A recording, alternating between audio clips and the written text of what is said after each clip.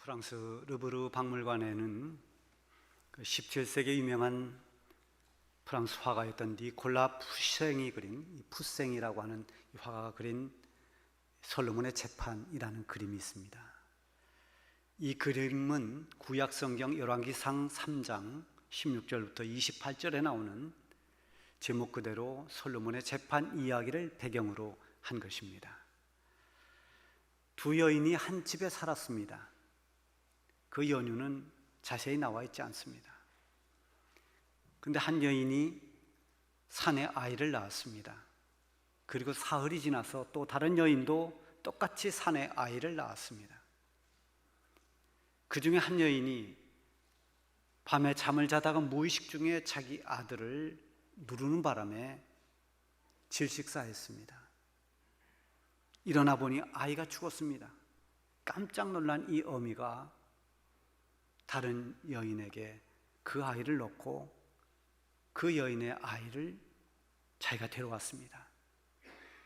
이렇게 해서 문제의 발단이 시작됩니다. 날이 밝으면서 발칵 뒤집혔습니다. 이 사나이의 어머니도 일어나 보니까 죽은 아이가 있는데 이 아이는 분명히 내 아이가 아닙니다. 어떤 어미라도 자기 자식은 알아보는 겁니다. 자기 아들이 아니에요. 그래서 서로 다툼이 일어났습니다. 살아있는 아이를 두고 내 아이다 내 아이다 싸우다가 결국은 솔로몬에게 이 재판을 맡깁니다. 솔로몬이 재판을 하게 되는데 둘이 이 솔로몬 왕 앞에서 서로 자기 아이임을 주장했습니다. 가만히 듣고 있던 이 솔로몬 왕이 병사에게 칼을 가져오라고 합니다. 이 니콜라 푸생이 그린 그림에 보면은 아주 건장한 병사가 벌거벗은 그 아이를 발목을 잡고 거꾸로 들고 있습니다. 그리고 한 손에는 긴 칼을 들고 있습니다. 솔로몬 왕이 명령했습니다. 저 아이를 반을 나눠서 반은 이 여인에게 반은 저 여인에게 주어라. 그러자 한 여인이 깜짝 놀라면서 두 손을 저으면서 안 됩니다. 이 아이를 죽여서는 안 됩니다. 차라리 이 아이를 저 여인에게 주십시오. 그렇게 말했습니다. 그리고 또 한 여인은 그냥 심판한 그대로 놔두라 했습니다. 이때 솔로몬 왕이 결국 판결을 내립니다. 저 살아있는 아이를 다른 여인에게 양보한 저 여인에게 주어라. 저 여인이 바로 이 아이의 어머니다. 이렇게 해서 판결이 끝이 납니다. 이 사건이 끝나는 맨 마지막 절 28절에 보면 성경에 이렇게 기록되어 있습니다. 온 이스라엘이 왕이 심리하여 판결함을 듣고 왕을 두려워하였으니 이는 하나님의 지혜가 그의 속에 있어 판결함을 봄이더라. 솔로몬의 재판을 지켜본 이스라엘 백성들, 또 그 소식을 들은 이스라엘 백성들은 솔로몬 왕에게 하나님의 지혜가 있다는 것을 알았습니다. 솔로몬 왕에게는 보통 사람들이 가지고 있지 않는 하나님의 지혜가 있구나. 그래서 그를 두려워했다는 것입니다. 하나님의 지혜는 이 세상의 지혜와는 차원이 다릅니다. 하나님으로부터 오는 지혜는 하나님의 뜻을 거스르지 않습니다. 하나님의 공의가 실현되고 하나님의 뜻이 이루어지고 하나님의 영광이 나타납니다. 솔로몬은 하나님께 지혜를 구했습니다. 하나님, 저에게 지혜를 주십시오. 이 하나님의 백성들을 하나님의 뜻에 따라 잘 통치할 수 있는 그런 지혜를 저에게 주십시오. 하나님께서 이 솔로몬이 구하는 것을 듣고 매우 기뻐하셨습니다. 그래서 솔로몬이 구한 지혜를 주셨을 뿐만 아니라 구하지 아니한 다른 부와 명예까지 영화까지 다 솔로몬에게 더해 주었습니다. 하나님이 원하시는 지혜를 구하니까 정말 후하고 넉넉하게 더해 주신 것입니다.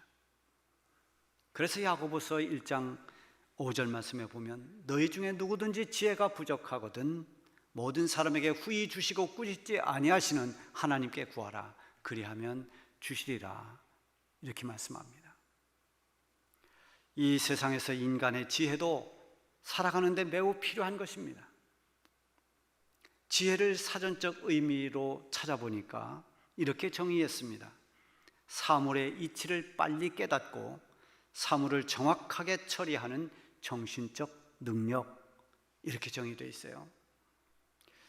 뭐 어렵게 말하고 있습니다만 쉽게 말하면 모든 일에 눈치가 빠르고 임기응변에 능해서 모든 일을 잘 대처하고 일 처리를 잘하는 것이다, 이런 말이죠. 매사에 일을 하는 걸 보면 확실히 지혜로운 사람은 다릅니다. 보통 사람이 할 수 없는 일들도 잘 처리합니다. 여러 경험과 또는 지식, 이런 것들을 잘 응용해서 순발력을 발휘하는 그 순발력이 굉장히 뛰어난 거죠. 그래서 잘 안 풀리는 문제도 때로는 잘 풀어갑니다. 몇 사람을 모아놓고 삼행시를 해보라고 그랬습니다. 그 삼행시 제목은 누렁이였습니다. 근데 대부분의 사람들이 다 어디에서 막히는가 하면 렁에 가서 다 막혔습니다. 렁으로 시작하는 단어가 아무리 생각해도 떠오르질 않습니다. 근데 한 사람이 기가 막히게 이것을 통과했습니다. 어떻게 통과했느냐 하면 누렁아 짖어봐. 렁렁렁렁렁. 이 새끼 똑바로 못 짖어? 이렇게 했다는 겁니다. 안 되는 말을 되게 만들었습니다. 삼행시로 말했지만은 이 세상 지혜는 어떤 위기를 대처하거나 어떤 일상의 문제들을 풀어가는데 매우 유익합니다. 인생의 오랜 경험을 통해서 지혜를 얻은 사람도 있고, 남들이 가지고 있지 않는 지식을 통해서 지혜를 가지고 있는 사람도 있습니다. 그래서 이 세상의 지혜를 가진 사람들은 그 지혜를 자랑합니다. 그 지혜를 의지합니다. 그러나 이 세상의 지혜는 한계가 있습니다. 세상의 지혜를 가지고는 결코 하나님을 알지 못합니다. 오히려 하나님께서는 이 세상에 지혜 있다고 자랑하는 그 지혜를 폐하신 뒤에 하나님의 지혜를 사용하도록 하십니다. 19절에 보면 기록된 바 내가 지혜 있는 자들의 지혜를 멸하고 총명한 자들의 총명을 폐하리라 하였으니, 이어서 지혜 있는 자가 어디 있느냐, 선비가 어디 있느냐, 이 세대의 변론가가 어디 있느냐, 하나님께서 이 세상의 지혜를 미련하게 하신 것이 아니냐라고 말씀합니다. 하나님의 뜻이 이루어지고 하나님의 섭리가 완성되어지는 일에는 인간의 수단이나 방법, 그 어떤 세상의 지혜가 주관이 될 수 없습니다. 그래서 하나님께 쓰임받는 사람은 과거에 자기가 자랑하던 그런 모든 세상의 지혜를 폐하게 만드시고, 그리고 하나님의 지혜를 통해서 하나님의 일을 하도록 하십니다. 바울은 이런 하나님의 뜻을 알고 과거에 자기가 자랑하고 있던 모든 것들을 다 아낌없이 버렸습니다. 하나님 앞에 두 손을 들고 오직 하나님께서 주시는 그 지혜를 힘입어서 자기 사명을 감당했습니다. 오늘 본문이 시작되는 18절 말씀에 보면 십자가의 도에 대해서 말씀합니다. 십자가의 도가 멸망하는 자들에게는 미련한 것이요 구원을 받은 우리에게는 하나님의 능력이라. 십자가의 도, 여기에 모든 구원의 비밀이 있습니다. 여기서 십자가라고 하는 것은 예수님의 죽음을 말합니다. 십자가는 겉으로 볼 때는 처절한 고통이고, 그리고 연약한 모습밖에 보이지 않습니다. 그래서 진정한 이 십자가의 능력을 보지 못하고 겉만 보는 사람들은 십자가를 멸시하고 조롱합니다. 그러나 정말 십자가의 도를 깨달은 사람에게는 이 십자가야말로 놀라운 하나님의 사랑이라는 것을 알게 됩니다. 예수님의 십자가를 통해서 죄사함과 구원을 얻게 되는 이 하나님의 은혜와 능력을 알게 됩니다. 그래서 십자가는 하나님의 능력이고 하나님의 사랑이요 지혜가 되는 것입니다. 이것을 깨닫고 믿는 것이 바로 하나님의 지혜로 가능합니다. 하나님의 지혜가 아니면은 예수님의 십자가를 통해서 죄사함 받고 구원받는다는 이 십자가의 도는 어리석게 보이는 것입니다. 미련하게 보입니다.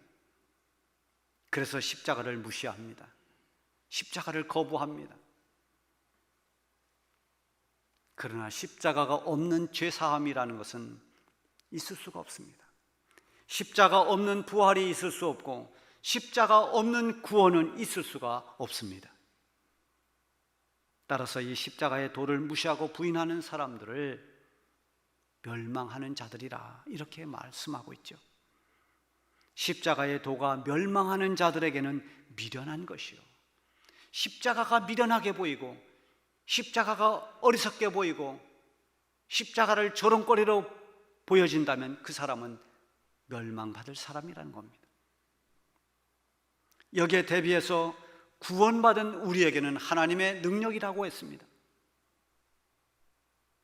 십자가에서 대속의 죽음을 죽으시고 그 흘리신 보혈로 우리의 모든 죄를 씻어주심을 믿고 그 예수님을 나의 구주로 믿는 사람, 그 사람 그 믿음으로 구원을 받습니다. 하나님의 구원에는 내 의가 없고 내 공로가 없습니다. 구원받은 자들에게 이 십자가의 도는 위대하신 하나님의 능력일 수밖에 없는 것입니다. 이렇게 십자가의 도를 믿고 깨닫는 것은 사람의 지혜에서 나온 것이 아니라 하나님으로부터 오는 지혜에서 온 것입니다. 십자가의 도는 예수님의 십자가 사건뿐만이 아니라 이 소식을 알리는 복음 전파, 즉 전도를 통해서도 또한 하나님의 말씀인 성경을 통해서도 볼 수가 있습니다. 그래서 성경을 읽으면 십자가의 도가 보입니다. 성경을 읽으면 거기에 구원에 이르는 길이 보입니다. 디모데후서 3장 15절에 보면은 또 어려서부터 성경을 알았나니 성경은 능히 너로 하여금 그리스도 예수 안에 있는 믿음으로 말미암아 구원에 이르는 지혜가 있게 하느니라. 성경은 이 성경을 읽는 사람으로 하여금 구원에 이르는 지혜가 있도록 한다고 했습니다. 구원에 이르는 지혜, 이것이 하나님으로부터 온 지혜입니다. 세상의 지혜가 아닌 하나님의 지혜입니다. 하나님의 지혜만이 하나님을 알 수 있고 하나님께서 행하신 그런 구원의 역사를 알게 되고 믿을 수 있게 되는 것입니다. 하나님의 지혜는 이 성경뿐만 아니라 전도를 통해서도 나타납니다.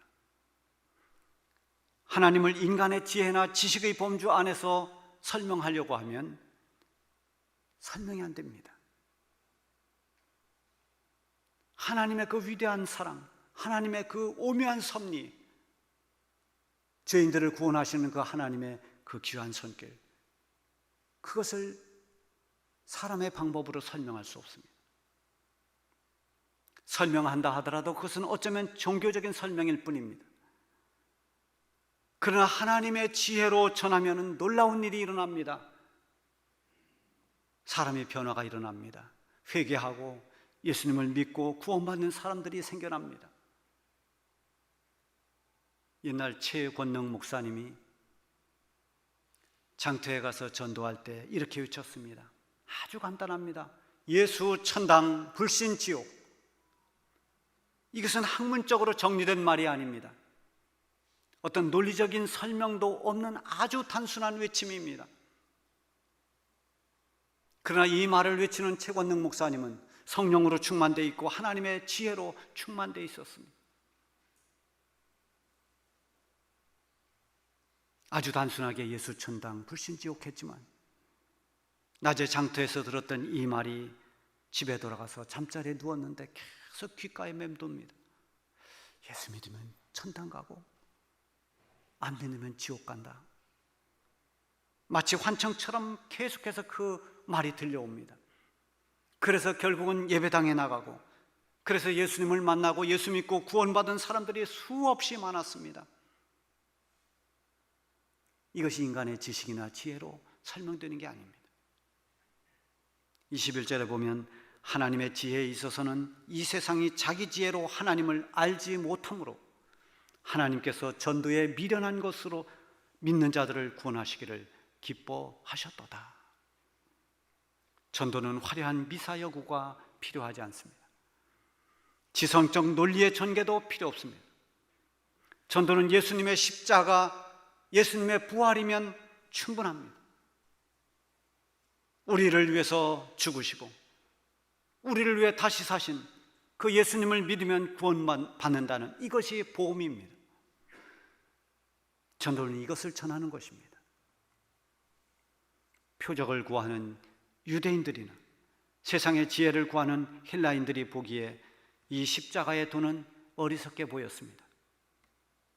십자가는 아무런 힘도 지혜도 없어 보였고 오히려 한없이 연약해서 패배한 그런 초라함과 실패의 상징처럼 보였던 것입니다. 그러나 하나님의 부름을 받은 믿음의 사람들에게는 전혀 다릅니다. 24절에 보면 오직 부르심을 받은 자들에게는 유대인이나 헬라인이나 그리스도는 하나님의 능력이요 하나님의 지혜니라. 십자가의 예수님은 패배자가 아니라 하나님의 능력이고 하나님의 지혜라고 했습니다. 예수님을 통해서 죄와 사망의 권세를 이기게 하셨고, 죄와 사망의 권세, 이 얼마나 엄청난 권세입니까? 사람을 사망으로 몰고 가는 그 권세, 그 권세를 이기게 하시는 위대한 하나님의 능력, 예수님을 통해서 인간이 할 수 없는 또 구원을 얻게 하셨습니다. 이것은 얼마나 놀라운 하나님의 지혜입니까? 하나님의 지혜와 하나님의 능력에 대해서 25절에서 이렇게 말씀했습니다. 하나님의 어리석음이 사람보다 지혜롭고 하나님의 약하심이 사람보다 강하니라. 여러분 그렇게 믿습니까? 그렇습니다. 아무리 사람이 지혜롭다 하더라도 하나님의 지혜에 비할 수가 없습니다. 아무리 사람이 강하다 하더라도 하나님보다 강할 수 없습니다. 지금은 여러 가지 정황으로 인해서 교회가 위기를 맞고 복음이 힘을 잃은 것처럼 보입니다. 전도에 대한 거부감도 그 어느 때보다도 큰 때입니다. 거기다가 코로나 전염병은 필요 이상으로 사람들을 위축시키고 있습니다. 과잉 통제로 인한 성도들의 신앙은 점점 약해지고 있습니다. 그러나 우리는 속지 말아야 됩니다. 또 잊지 말아야 됩니다. 하나님은 여전히 지금도 전능하신 하나님으로서, 살아계신 하나님으로서 이 세상을 주관하고 계십니다. 복음은 지금도 믿는 자들에게 주시는 하나님의 능력이 됩니다. 지금도 십자가 예수님을 통해서 죄사함 받고 구원 얻는 하나님의 섭리는 계속되고 있습니다. 고난의 시대일수록 그리스도인들은 하나님의 지혜와 하나님의 능력을 붙잡고 살아가야 됩니다. 그리스도인들이 살아가는 그 길은 주님을 따라가는 십자가의 길입니다. 그 길로 당당하게 걸어가는 사람들이 십자가의 도를 걷는 사람입니다. 어떤 상황에서도 복음을 전할 수 있는 사람, 어떤 위기가 닥쳐도 먼저 하나님 앞에 예배 드릴 수 있는 사람, 환난과 핍박 속에서도 하나님 말씀에 순종하며 믿음으로 사는 사람, 이 사람이 하나님의 지혜로 사는 사람입니다. 에베소서 5장 15절에 보면 그런즉 너희가 어떻게 행할 것을 자세히 주의하여 지혜 없는 자같이 말고 오직 지혜 있는 자같이 하라고 했습니다. 세상 지혜로는 하나님을 알지 못합니다. 십자가의 도는 어리석어 보입니다. 그래서 예수 믿는 사람들을 증오합니다. 기독교를 개독교라고 합니다. 그러나 우리는 십자가의 도의 능력을 믿고 있습니다. 우리가 믿는 예수 그리스도는 하나님의 능력이요 하나님의 지혜입니다. 끝까지 하나님의 지혜로 살아가는 사람이 진정한 하나님의 백성이요 구원받은 하나님 자녀들입니다. 이 어지럽고 혼탁한 이 세대를 하나님의 지혜로 살아가시기를 바랍니다. 기도하겠습니다.